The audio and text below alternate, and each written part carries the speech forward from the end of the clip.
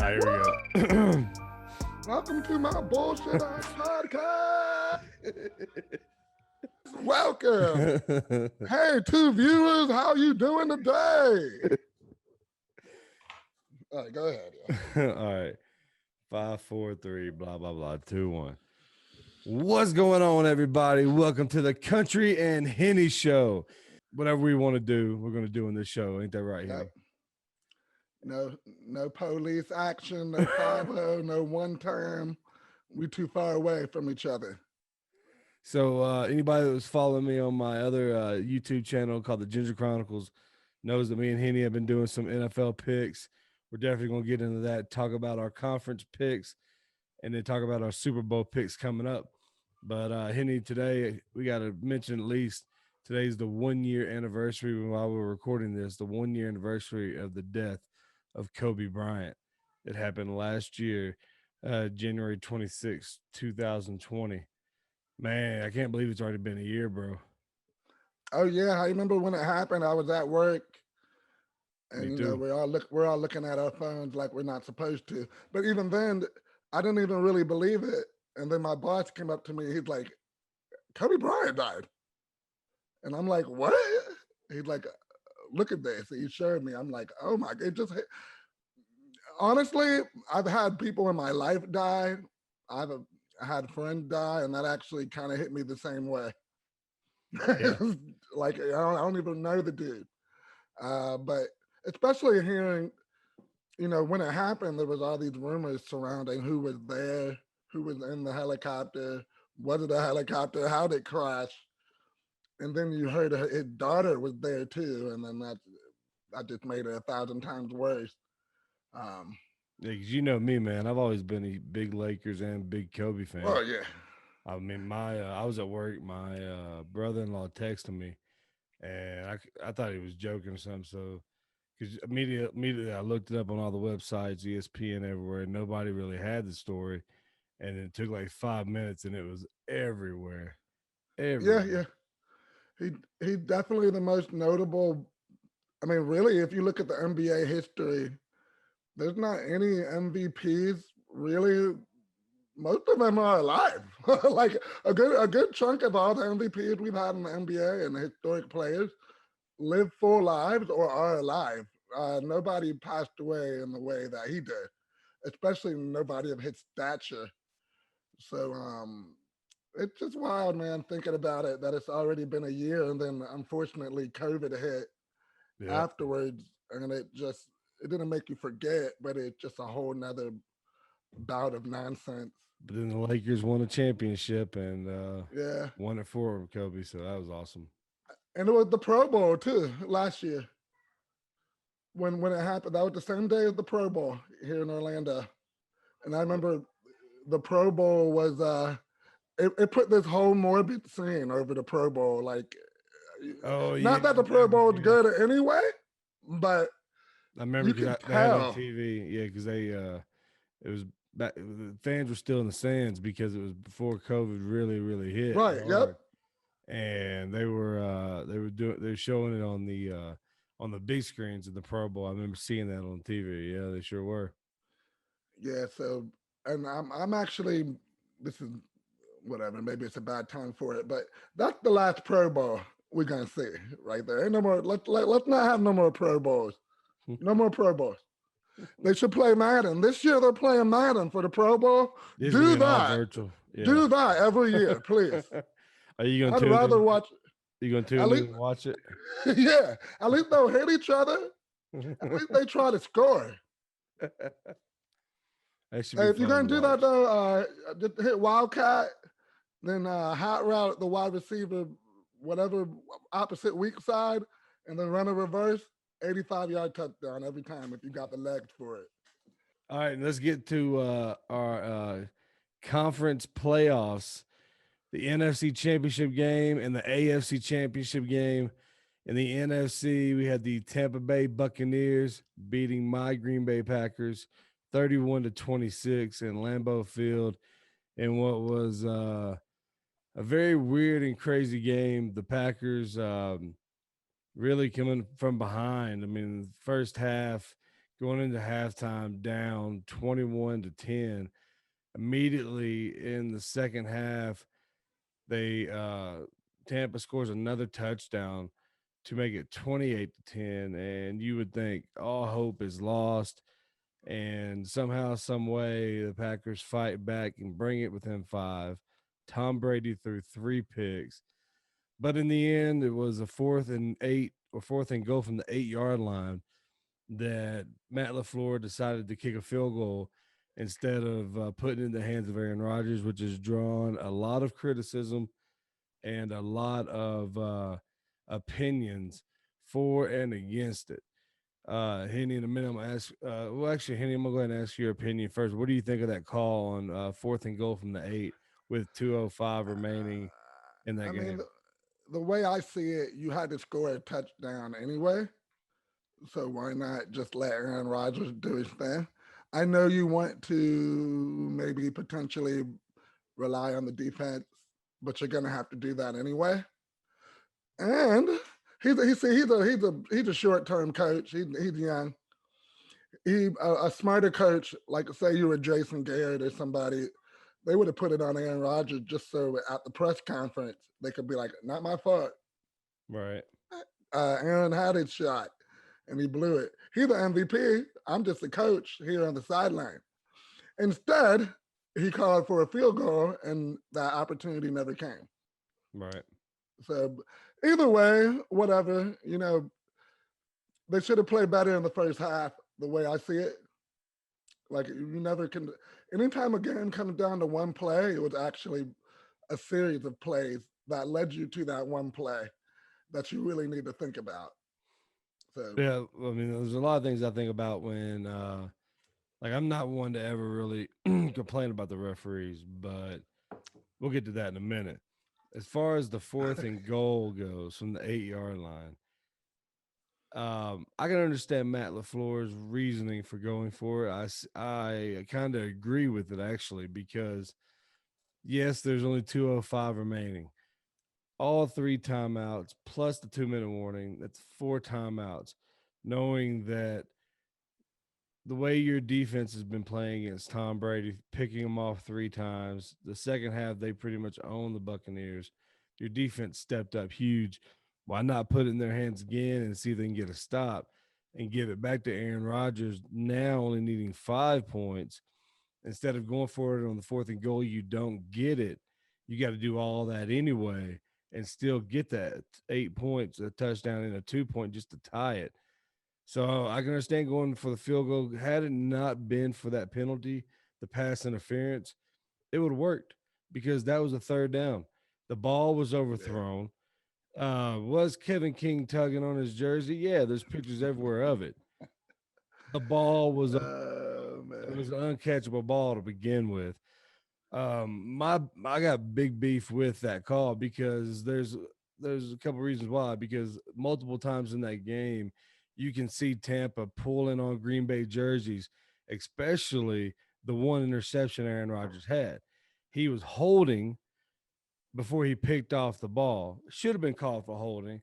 Tampa would have never had a shot at scoring that touchdown at all. I mean, woulda, coulda, shoulda, you know. But then again, Aaron Rodgers had plenty of opportunities when your defense afforded you 3 turnovers in the second half. 3 straight times you tried to throw it to Devontae in the end zone, and nothing happened. So, I mean, there's a lot of missed opportunities. The offensive line did not do a great job of protection.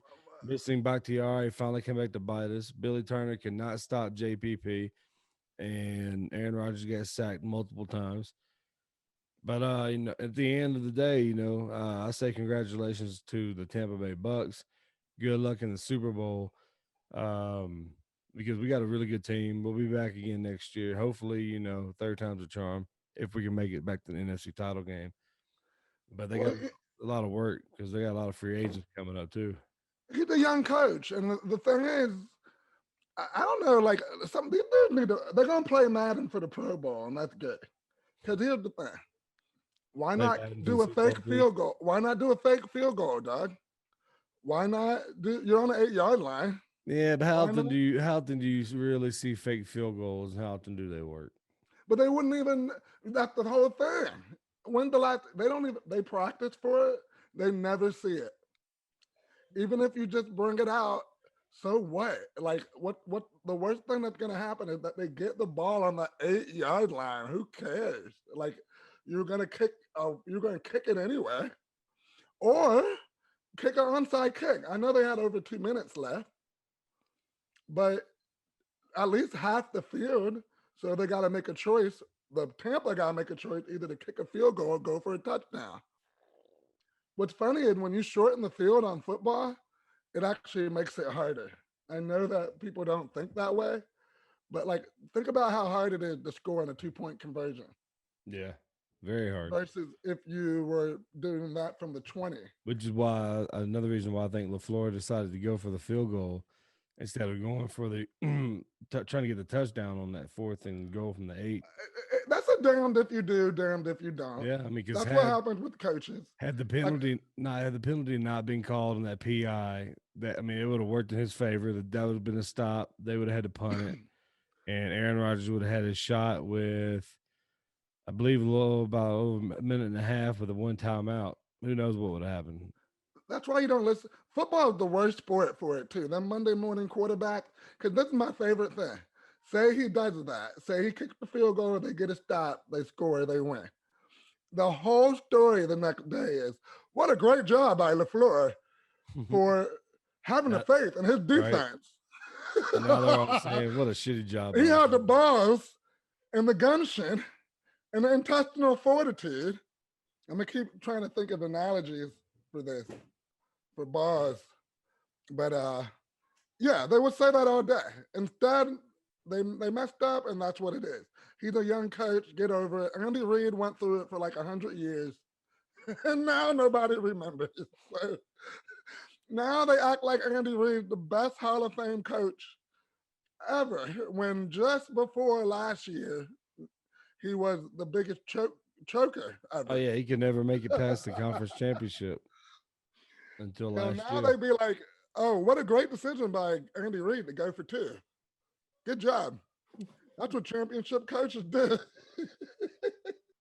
Like you won one. Now he might have won a title as an assistant, but he's only won 1 title as a head coach. You got to be careful with these football coaches. You'll say they never won a title. Who, Andy Reid? They got like 3 or 4 titles as assistant coaches. Well, Andy Reid, he won a title as an assistant with Green Bay back when okay, there you go, the head coach. There you go. So they'd be like, he don't have a Super Bowl title. Like, bro, I got like 4 championships, bro. You didn't know I was the offensive line coach? Shame on you.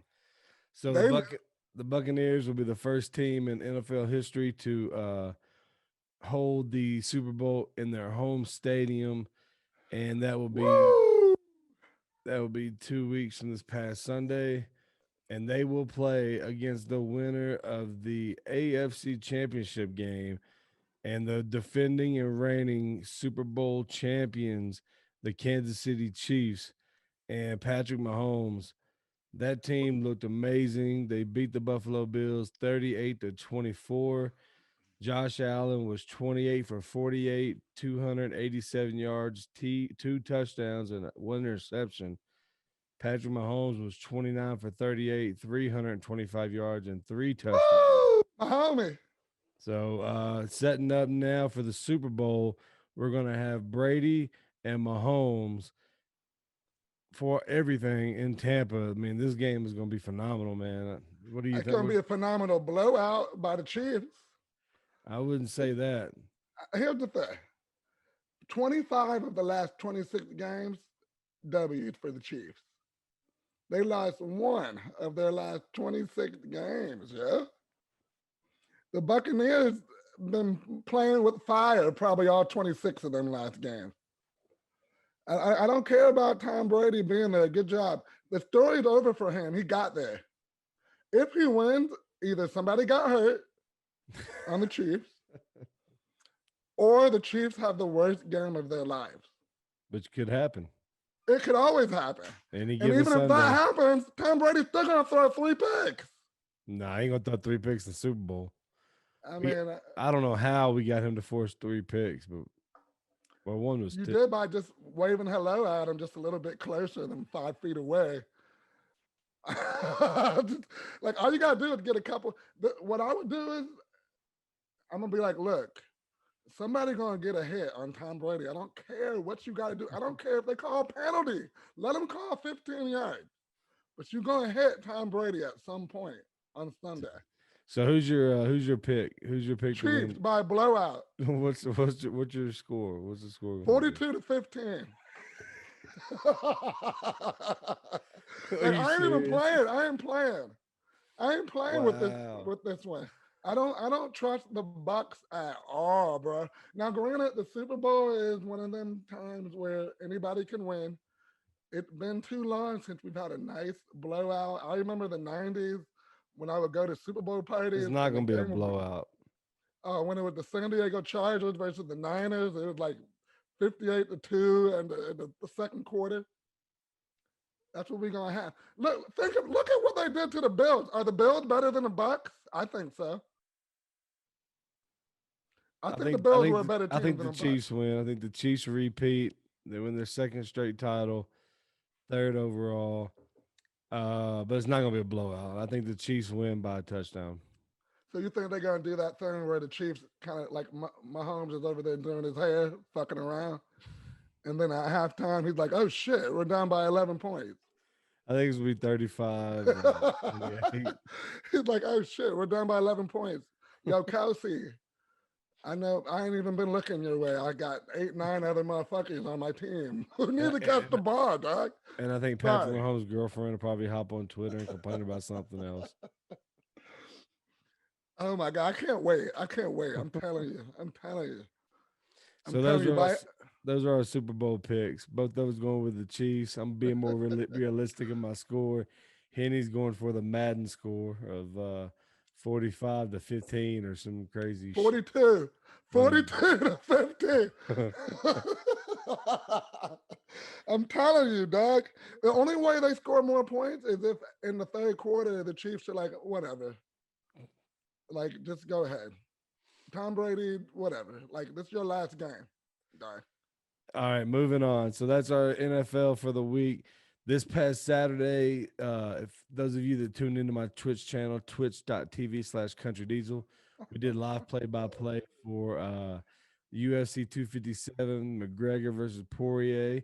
And Conor McGregor gets knocked out in the second round by Dustin Poirier, put to sleep. Michael Chandler makes his UFC debut and puts Dan Hooker to sleep. Juliana Pena. How much he get paid for that? Who? McGregor. I don't know how much he got paid. Whatever it is, he woke up with it. His phone said beep beep beep beep. Oh yeah, he woke up with a bag of money. He was like, "What's that?" They're like, "Oh, that's your hospital bed because you got knocked the fuck out. But when you get up, you got about 8 million in that account." One of the best fights I saw all night, man, was actually one of the prelim fights. It was Juliana Pena versus Sarah McMahon, and up until Who that was point, it? Juliana Pena and Sarah McMahon, not I, Stephanie McMahon. I know you're thinking wrestling. I know who none of them two are. Nah, I Uh, know that.